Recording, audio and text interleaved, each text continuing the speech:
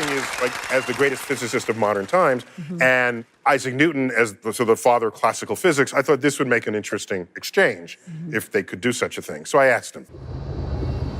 You hold the same endowed chair that Isaac Newton did.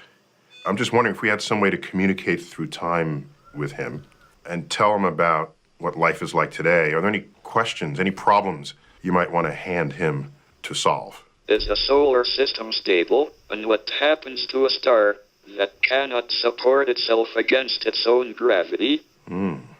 That was a clip from the last episode of season 4 of Star Talk.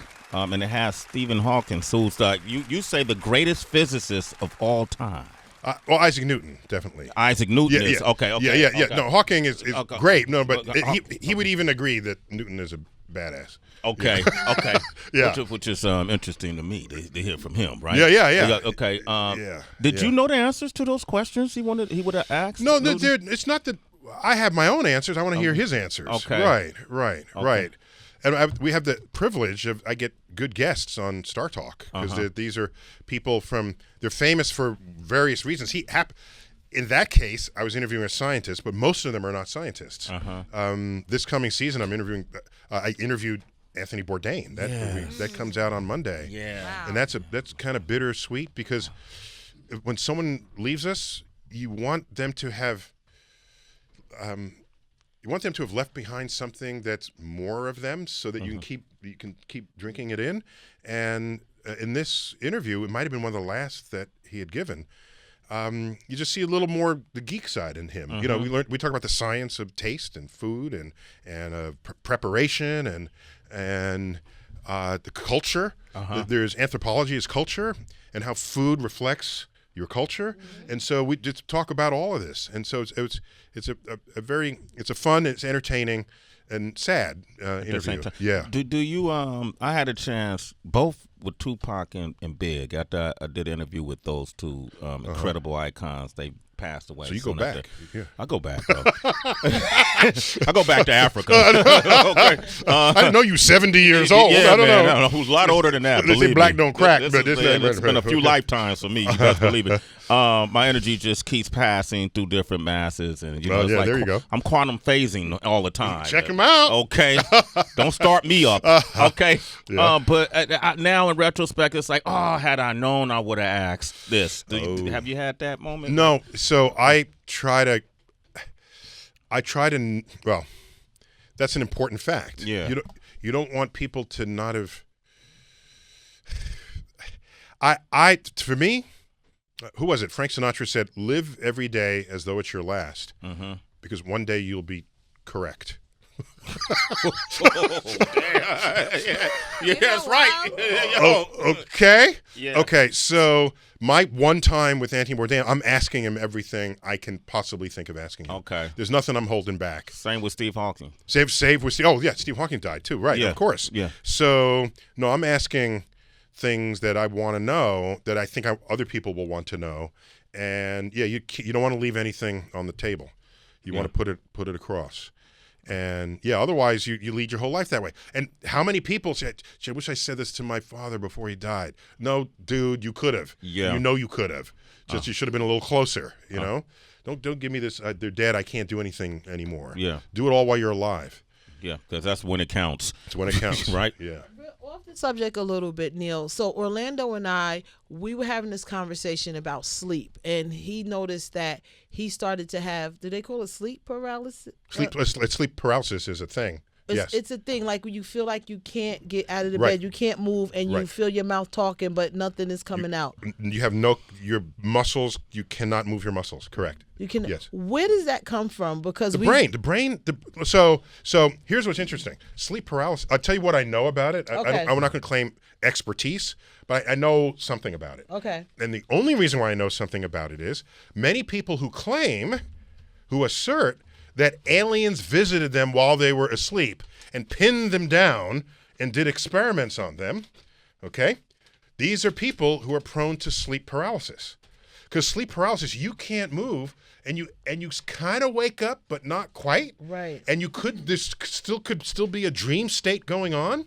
So you think you're awake. So you think this is really happening to you. Right. And your brain is a powerful force of awareness of whether it's true or not. It doesn't matter in an objective sense if it's true in your head.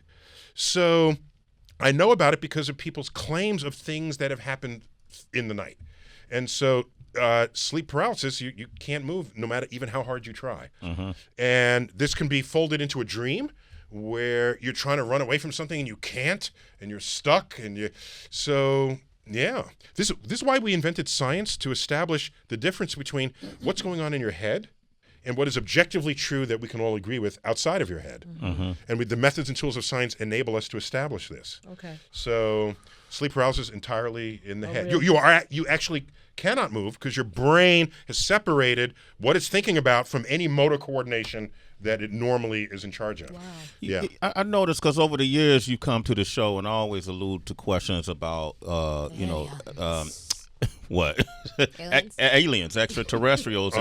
And you kind of, I feel like you balked that. These people claim to be abducted by aliens. You saw that, right? You saw that, like, that's sleep paralysis. I remember I said, hey, do you think there could be any form of alien life form? Sway, show me. Let me show. Where are they? Are they walking around? Are they tapping you on the shoulder? Thank you for that. Sway, that was a perceptive analysis of my conduct. I'm guilty as charged. That is not my intent to carry on that way. As an educator, I am sensitive to what people think, what they believe, and I want to hear their story.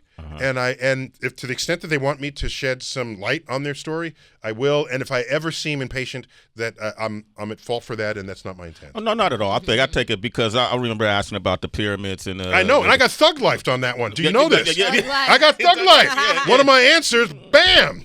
It's in the Thug Life compilation. Was on this show. Yeah. Okay.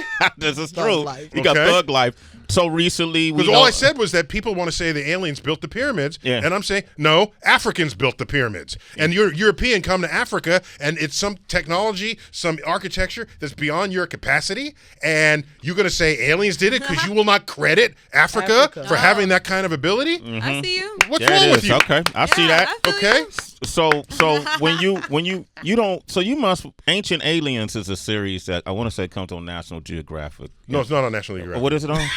It's so not on National Geographic. Okay. It's like the History Channel. Discovery Channel. I think it's on the History Channel. You did that. That shit ain't on National Geographic. Because I sit up and watch them make theories about what could have happened, what potentially could have happened. Okay, let me try to be polite. Here we go. So, ancient aliens. Okay. All right. So here's what happens.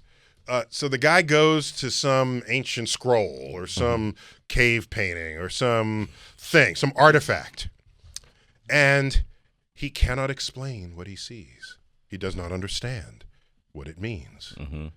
And the fact that he doesn't know what it is and cannot explain it gives him full reign to say, aliens must have done it. As his first option. Yeah. Aliens did it, rather than I haven't figured this out. I don't know how this works. So we are so resistant to admitting our ignorance. Yeah. And in science, you gotta know how to say you don't know something, and just leave it at that until you get more information. But wouldn't it be fun to just believe in aliens? Nobody doesn't want to believe. I love some aliens. Bring the aliens. But do you realize something? More than 1 billion photos are uplifted to the internet every week. 1 billion. Where are the alien abductions? Where are the everybody's got a video camera. Where's the alien walking towards you that you streamed to the internet before they stole your camera from you? Okay? Yeah. Where are these images? There were a lot of claims that this was happening before everybody had a video camera. Okay? They were in all the news. There were movies about the abductions. Everybody has a recording device, and you do not see. You know what else you don't see? Photos of flying saucers. Why? Because cars don't have hubcaps anymore. So nobody's throwing them. No, nobody's throwing them for the photo. Maybe the aliens Yeah, just got smarter and adapted. But you just So the alien said, "Oh, we will make you not." So like on Men in Black, they make you forget the whole encounter. Okay, and the paper set to be published in the November 12th issue of the Astrophysical Journal Letters. Harvard researchers describe an object saying it may be a fully operational probe sent intentionally to Earth vicinity by an alien civilization. The probe is somewhat. They call it what umama. Yeah, Which means scout and first scout. Yeah, so scout. Yeah, so it's nicely named. By the way, it's a Hawaiian word. It's a thank you. It's a. In case you didn't know, Oumuamua. Yeah. And it's a Hawaiian word for scout, and the repeated muamua is emphasis on what it's saying. And so we gave it a Hawaiian name because that object was discovered using telescopes in Hawaii. Okay. So out of respect, and it's an homage to the cultures. So for example, planets are named for Roman gods. Yeah. The moons of planets are named for Greek gods. 2/3 of all stars in the night sky that have names have Arabic names. So in our field, we respect the history of people's attempts to understand the universe in this way. Okay. And so Hawaii lends us space to put telescopes to observe the universe. This was discovered there. The takeaway here is that is the first object ever discovered that came from outside of the solar system. It has speeds unlike anything that the sun could possibly sustain here in orbit. That's how we knew it came from. It's an outsider. Okay. And so that's the important discovery number one. It's long and it's like cigar shaped. I think it's broken apart pieces of one asteroid that show up as like a long one object. So, but fine. It has some movement that we can't entirely explain with the gravity that we have available. The sun, the Jupiter. So, does it have agency? Is something controlling it? It's not just a gravitationally driven particle. A motor in there? Yeah, a motor, right? Something, right. So, is your first thought aliens are controlling it? Is that your first thought? or maybe it has ices that when it came closer to the sun, the ices evaporated and created vents, jets, and that will change the trajectory of an object that moves through the solar system. Okay. As an example. So, the history of science has shown that if you think something is actually magic or actually something mysterious, it tends to not be that. So if you're a scientist, you want your first guess to not be so extraordinary as you're out in left field and nobody, then you end up dangling there when we find out how it actually happened. Yeah, it could be aliens. I don't want to discount that, but let's not also discount the fact that it could be outgassing ices that are evaporating. This is Neil deGrasse Tyson. Star Talk Season 5 is premiering on the 12th, 11 p.m. on National Geographic. And it will have on the chef, the writer, who's been on our show numerous amounts of times. Good, beautiful man who passed on. Anthony Bourdain will be your first That's guest. the way to say he's a beautiful man. That's it's his heart and soul, and his intentions, and his life. What a story that is. What a as well. Story. And you get into that, right? Well, no. So just a little bit. We Okay. find out it's more about how he's trying to have people understand culture better, and because we live in divided times, and people slice and dice by color, by belief system, by religion, by where you're from, what your accent is, and we're using that as weapons against one another. And like I said, we're all human. Yeah. There's a point I wanted to make earlier. Can I finish it we'll out go back here? to Africa. I'm yeah, sorry. but it's back to Africa. It's an important point because people forget it. How many people know that Africa is 5 times the size of the United States, of continental United States? 5 times larger. Okay? So it's not just, it's the United States and there's Africa. Africa is 5 times bigger. All right. A. B, the exploration of Africa by Europeans, all they could see is that everybody had the same skin color. So when they divided up the world by races, they just say black African. And that became a bin into which they put every person they ever found in Africa. Because they saw skin color. Yeah. They weren't seeing anything else, though. other elements of genetic diversity, of genetic expression. If all you see is skin color, you'll miss things like height or intelligence or motivation, other things that could be encoded within a person, within a group. So now watch. All evidence shows that life began in Africa and later left Africa to go into Europe and cross Asia, the land bridge into North America and South America, but all began in Africa. You would expect the greatest genetic diversity of the human species to be expressed in Africa. That's what you'd expect, because it all began there, okay? So what do I mean by genetic diversity? Is it skin color? Because that's what everyone thinks about when they... No, forget skin color. Forget it. I'm talking about other features you can measure about people. So if you have the greatest genetic diversity, where would you find the tallest person in the world? It'd be in Africa. It'd be in Africa. You got the Watusi. Where would you find the shortest person in the world? It would be in Africa. You got the pygmies. Yeah. Where would you find the fastest person in the world? You find him in Africa. We're getting him off the west coast of Africa. Yeah. Where would you find the fastest at long distance with stamina? You'd find it in Africa. It's a different part of Africa. Yeah. You get that from Kenya, which is on the east coast. Yeah. You get the sprinters on the west coast, okay?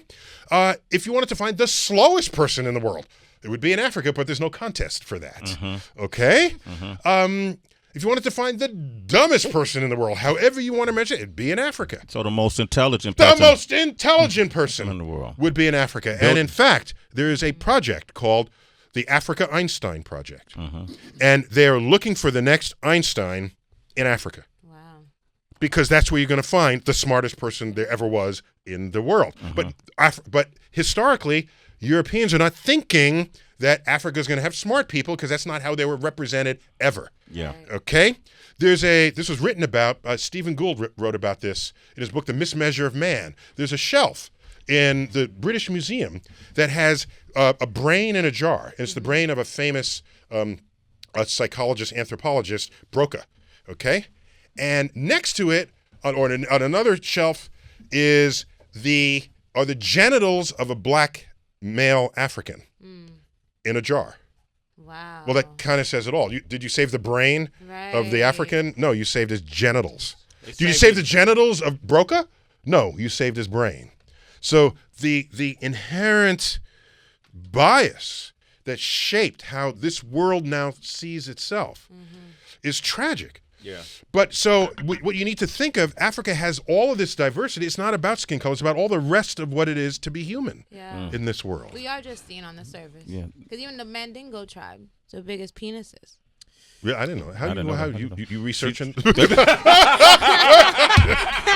Tracy did her own research. I know she do her own contribution to the anthropological pages. Hottentot too. But I'm glad that you're the Hottentot was the woman, the famous, the biggest booty. Yeah, the biggest, biggest ass. I'm glad you're saying this because this is the kind of information I think should be taught in grade school. Yeah, but it had the other side of that is the other side of that is I'm here in the United States and we're all of some kind of mixture of genetic mixture, and we want to say, well, my skin is dark, so therefore I'm African. But that doesn't do justice to how diverse Africa actually is. Yeah. My saying that puts it all together in one group, the way the Europeans had said about Africa. So we need a more nuanced way to think about us all. Yeah. And in that nuance, then we celebrate these genetic differences, knowing that we all came from the same place. That's the only message I'm trying to leave here. Neil deGrasse Tyson, ladies and gentlemen, Star Talk Season 5 premiering Monday, November 12th. At 11 p.m. We had a game we was gonna hit you with, but I'm not trying. We can't play. Let's do it. No. I think they're not tugging on me yet. Okay, let's do it, man. All right. Let's do it. You got a game? Yeah, we got a game, man. Yeah, I know you like a game, man. Oh, let's do games. You didn't block the game. You got a game. Man. We was playing games. All right. So here's and if you want to talk with them, 888-742-3345. We'll try to get a couple calls in. Here we go.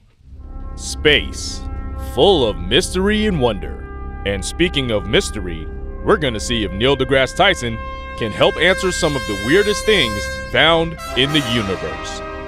Right now, on Sway in the Morning. All right.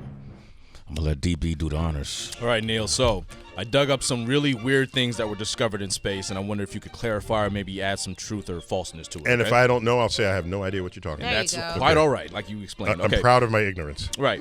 A supermassive black hole in the CID-42 system. Scientists have discovered 2 galaxies teamed up to slingshot a huge black hole moving at 3 million miles per hour. Slingshot a black Yeah, it's hole. very cool.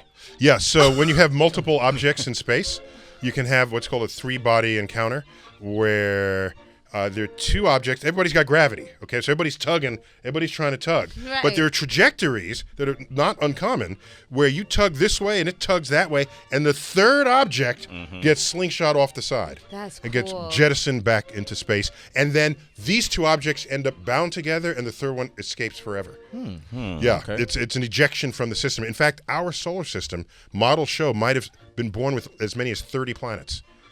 But they had orbits that were just bad orbits for their fate.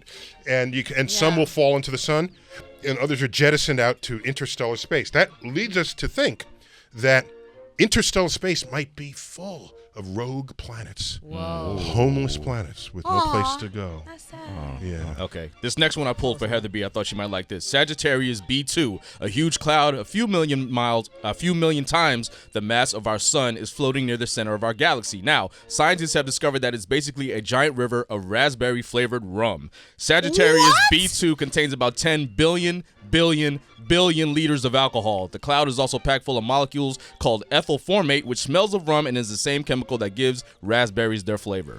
That's Is this true? so. Heather's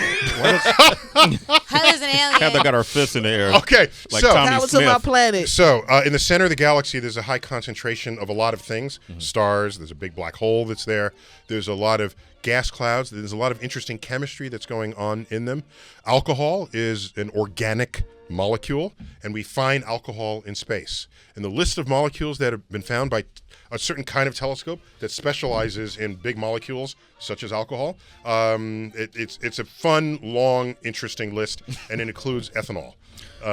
So you could get drunk in space. But wait. It's grab this molecule, and then the other one floating over here. It's not like fifths okay. of bottles hanging, waiting for you. You still got to mix it up, You Heather. still got to mix it.